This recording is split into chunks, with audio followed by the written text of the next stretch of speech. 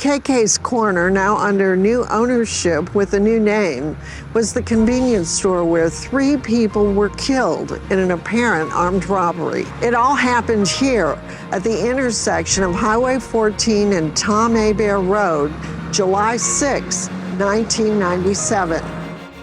It was just before 5 Sunday morning when a store employee reported a burglary at KK's convenience store. Soon after sheriff's deputies arrived, the grisly discovery was made. 3 young people murdered, their bodies left in the store cooler. The victims are store employees Marty LeBouef and Stacie Reeves, seen here in her high school yearbook 8 years ago, and Reeves' babysitter, 14-year-old Nicole Guidry. I can't imagine somebody looking at my daughter and killing her. I just can't. I wonder if she was alive when he left her there. I wonder if she was asking for me. I wonder a lot of things because I promised her I would protect her, and now she's dead. 6 months and no arrests. America's Most Wanted took on the case. We start in Lake Charles, where the community is recovering from a tragic and shocking crime.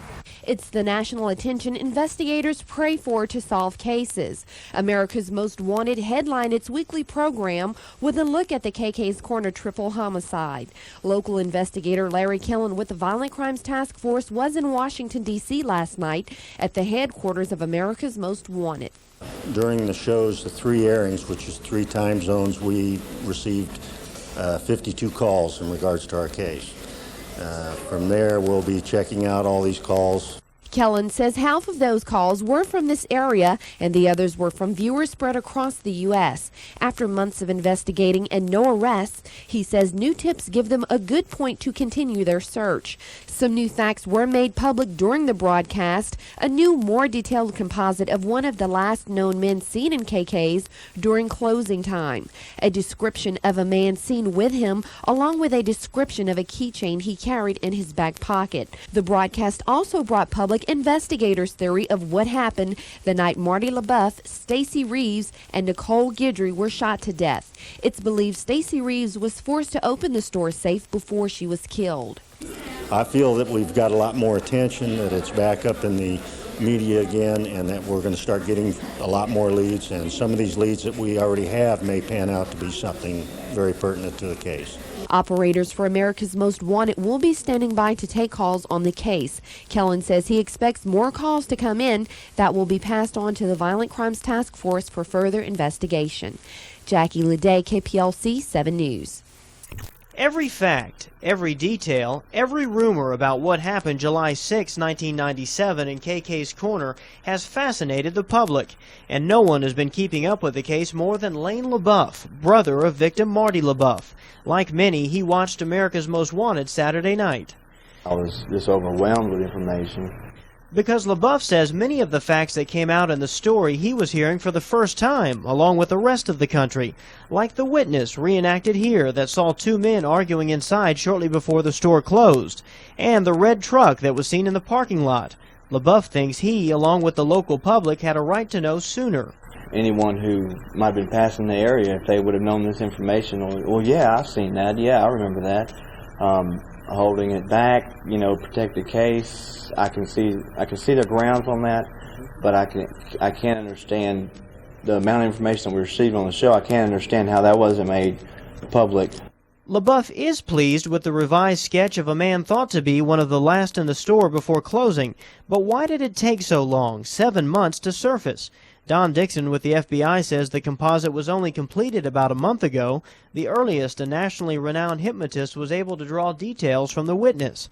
Investigators say they waited to release it with America's Most Wanted for greater impact. We wanted to release this thing nationally as addition locally at the same time.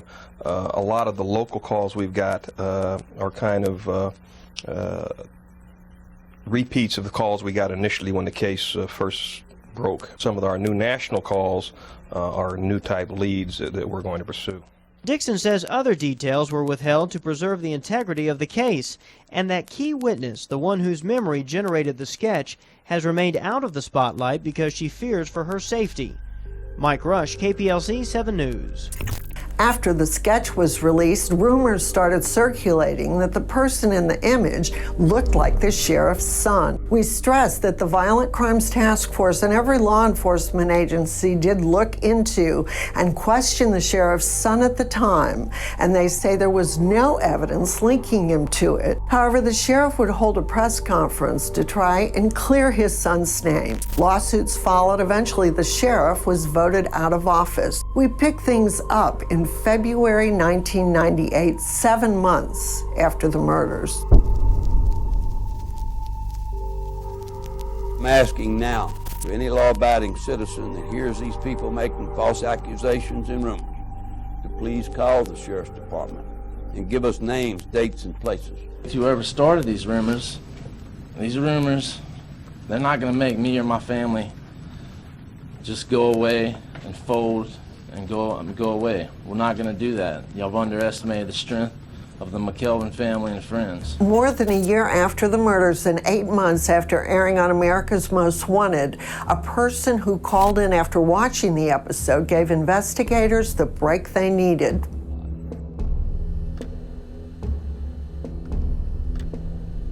As a result of this investigation, Thomas Frank Cisco Jr., 29 years of age, from the New Orleans, Louisiana area, has been arrested and charged with three counts of first-degree murder. The tip that led to the arrest was a witness account that one of the men had a rabbit's foot keychain, which someone recognized. She identified Thomas Frank Cisco. After his arrest, it was said there were at least 35 different statements given by Cisco, many of which contradicted each other. As you watch the videotaped confessions, remember, although Cisco named several people, none have ever been charged. Police saying there's no evidence linking them to the crime, and some have a solid alibi.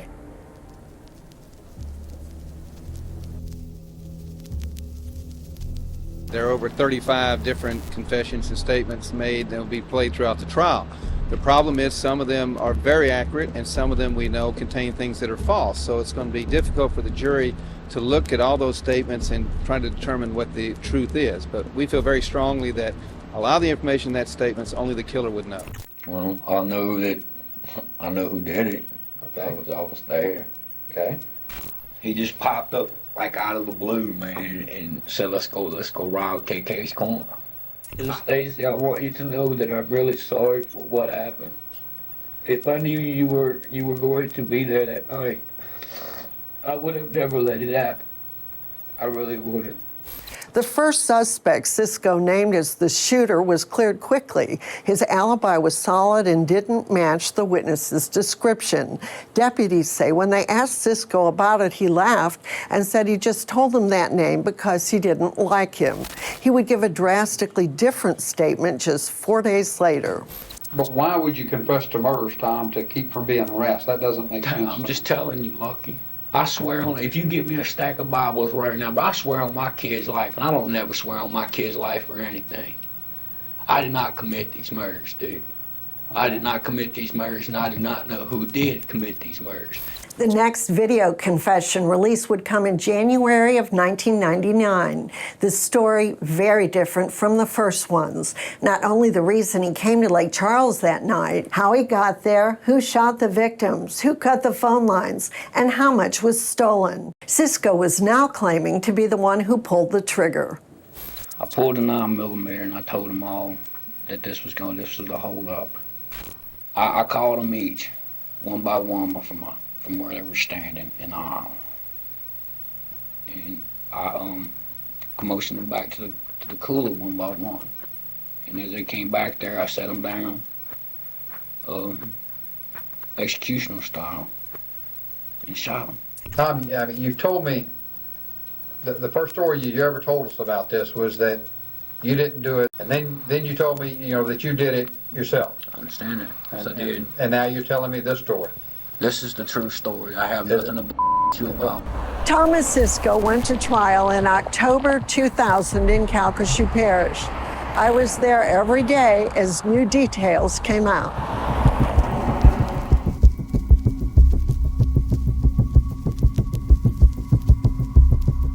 feel very strongly that Tom Cisco is one of the several people who were involved in the murders, and we intend to prove through his own testimony as well as testimony of other witnesses that he was there that night and he actively participated in the murders of Stacie and Marty and Nicole.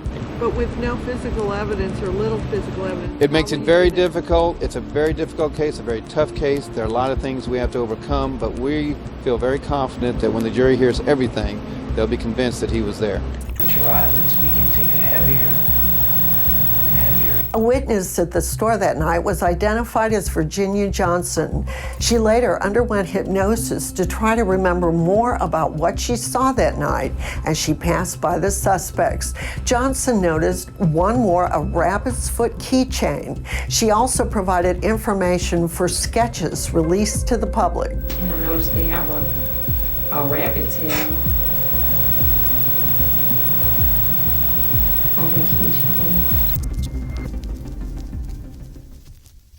Numerous statements were given by Cisco, many contradictory. I filed this next story in October of 2000 as the murder trial continued. You and who? Me, Chris, Bobby, and Malcolm. January 29th, 99, Thomas Frank Cisco gives video statement number 5 about the murders at KK's Corner. Not only are there inconsistencies in Cisco's statements, some things he says are just plain wrong, and his defense attorney is bringing those items to the jury's attention. For instance, he talks about tying the victim's hands. Remember that we tied her hands up outside the store. Okay. I mean, outside the cooler. Wrong. Investigators say the victim's hands were not tied, and his numerous statements are riddled with bits and pieces of wrong information. He speaks of when he shot Marty LeBouef. Which way is he facing? He's facing me. Facing you? He's facing me. Okay. Wrong. Investigators say LeBouef was shot in the back of the head. In earlier statements, Cisco talks about a back door at KK's. Wrong. There is no back door. Still, District Attorney Rick Bryant says the case is going exactly the way they thought it would. You have the defense arguing that everything he says is a lie. You have the state arguing that while some of the things are false, a lot of what he says, only the man who committed the murders would know. And then we leave it up to the jury to decide what they believe. 2 more confessions were heard in the form of audio tapes from the jail during the trial. In one, Cisco claims that the former sheriff's son, Richard McElveen, hired him to kill Stacie Reeves for $20,000. The district attorney again restated McElveen is not a suspect. The information we have is that he had an alibi for the night of these events, and he was not identified by our witness. So if someone brings us more proof on anyone involved, we'll look at it, but no one's brought us anything. It's one of many names that have been brought up. Again, it's Mr. Cisco naming someone in a confession that he was with. All those people have been under investigation. I know that Mr. McElveen, Richard McElveen, was put in the photo lineup for Virginia Johnson. She positively said he was not the person that was there, and there's been no other proof linking him to this crime that we're aware of. It took the jury 2 hours to convict Cisco on 3 counts, first-degree murder. He would be sentenced to die by lethal injection. Really and truly, if they could crucify him, it would be the best, because that might be the most painful and agonizing death he could ever stand. But he's not human. I don't think he needs to be in our society. We knew in our heart that he was involved in it, but there most definitely is others. But I feel with our sheriff that we have now, we will get to the bottom of it and get all of them that is involved. The state Supreme Court overturned the verdict in 2003, citing a conflict of interest with his defense attorney that was too serious to waive. The case was turned over to the state attorney general's office, and in 2010, Cisco was allowed to plead guilty to lesser charges, avoiding another trial. I think what everybody needs to understand is that as a result of the plea today, that Thomas Cisco will die in Angola. Ms. LeBouef, in her testimony, it was most telling about how she has been in a prison without bars for these past 14 years. And so part of the reason that this was done was to allow these families and this parish, some sense of closure. I have no hatred towards him. In fact, I feel sorry for him. I have to forgive him in order for God to forgive me. And I do. I forgive him. Despite what was promised, Cisco was allowed to go before the parole board in 2023 and was granted parole, but he never left the prison before the decision was quickly reversed. Covering the news for Southwest Louisiana, this is 7 News Nightcast. A man sentenced to 90 years in prison for the KK Corner killings has been granted parole. Good evening, I'm Cynthia Arsenault. Thanks for joining us tonight. Thomas Cisco was originally found guilty of first-degree murder and sentenced to die for the deaths of 3 people. But his conviction was thrown out. Then in 2010, he pleaded guilty to 3 counts of manslaughter and was sentenced to 90 years in prison. The brutal murders happened in 1997 at the KK Corner convenience store in Lake Charles. Stacie Reeves, Marty LeBouef, and Nicole Guidry were found shot to death in the store's cooler. Cisco was 41 years old when he was sentenced for manslaughter in 2010. At the time, prosecutors said he would not be eligible for parole until he was 104 years old. But instead, he was granted parole today after serving about 24 years in total from the time of his arrest. New tonight, we have an inside look at that parole hearing with video and sound from the hearing. Here's KPLC's Barry Lowen. Thomas Frank Cisco is 54 years old and would have been released in 2088 had he served his full 90-year sentence. For the record, how long he served on this sentence? I've served 24 years and 6 months. I held the gun on him and stood there and watched while the shooter did what he did. The victims' families were in support of Cisco's early release. This is unique, at least for me, in the sense that the victims' family members, they're not opposed. I mean, they're actually rooting for you because they don't see you as the shooter. Nicole Guidry was only 14 when she was murdered. Her sister Connie Trahan spoke on Cisco's behalf today. Cisco has served time for his role in this crime. I don't feel that he's an ongoing threat to my family. Thomas Cisco says he is remorseful for the part he played in the crime and that he is a changed man. I'm sorry for what happened and will regret the choices I regret the choices I made for the rest of my life. I will live with the nightmares I have for the rest of my life as well. I'm not the same person that came to jail 24 years ago. That man used drugs, lived the street life. The man I am today, I'm clean, drug-free, have God in my life and in my heart, and have remorse. I ask not for them to forget, but to forgive my inability to be a man and give everyone closure. Jane Hogan, Cisco's attorney, requested his release because of the victim's family support and because he was a first-time offender. The expressed support of the victim's family, we would ask for grant Mr. Cisco to Tennessee, also bearing in mind that he is technically a first offender with a low risk of recidivism and a huge support system. Thank you. The parole board members Alvin Roche Jr., Pearl Wise, and Tony Marabella unanimously voted to release Cisco. Good luck and have a good night. In Lake Charles, Barry Lowen, 7 News. At last word, Thomas Cisco was still held at Angola.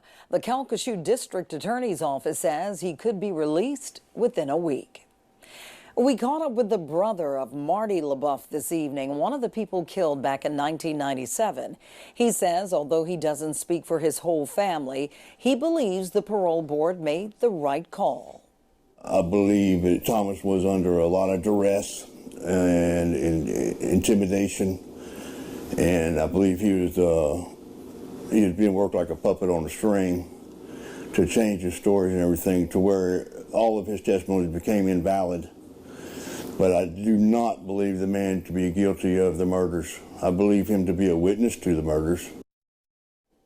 Those who fought for Cisco to pay for his crimes are outraged with the parole board's decision. Our team coverage continues tonight. Jade Morrow joins us live with their reaction. It's a decision many do not agree with. Former Calcasieu District Attorney Rick Bryant says he would have personally objected to Cisco's release had he known about the hearing.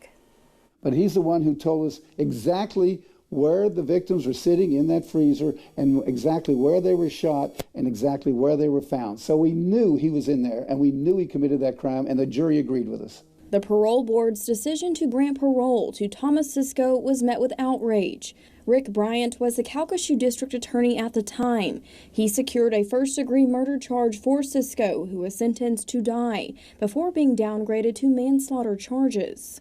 And yet the Attorney General's office that had the case refused to go forward prosecuting for the death penalty, and now this Attorney General's office doesn't even show up at the hearing. That leaves the victims and law enforcement and everybody who busted their ass working on this case with this horrible outcome.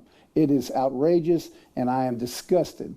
Current Calcasieu Parish District Attorney Stephen Dwight says they were equally as shocked. We were shocked that there was a vote of 3-0 to release this man who had really violently killed 3 of our citizens here in Calcasieu such a long time ago.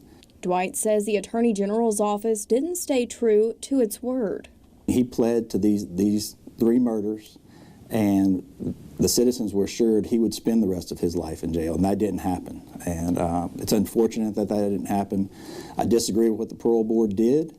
And the Calcasieu DA's office confirms the State Attorney General's office did not attend today's parole hearing. Live in studio, Jade Morrow, 7 News. Luck and have a good life. Thank you.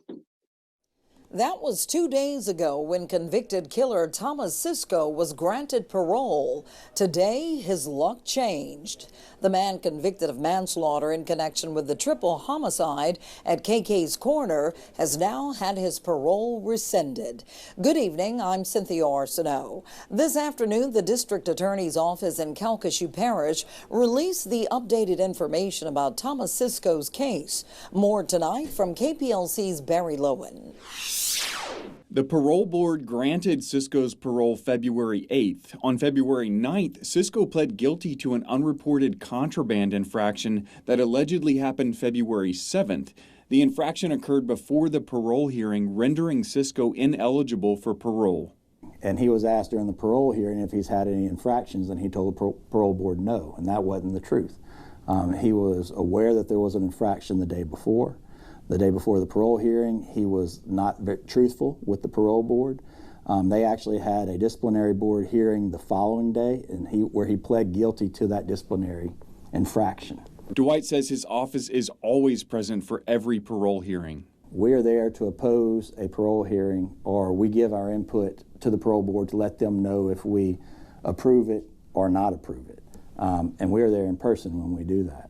We will do that. If we get the file back, we will do that in the future. But the process worked here because they did realize what happened and corrected the wrong. One thing that's undisputed is there's at least one other person who was involved in this crime who has never been charged. Investigators say the case is still open, and the families urge anyone with more information to come forward.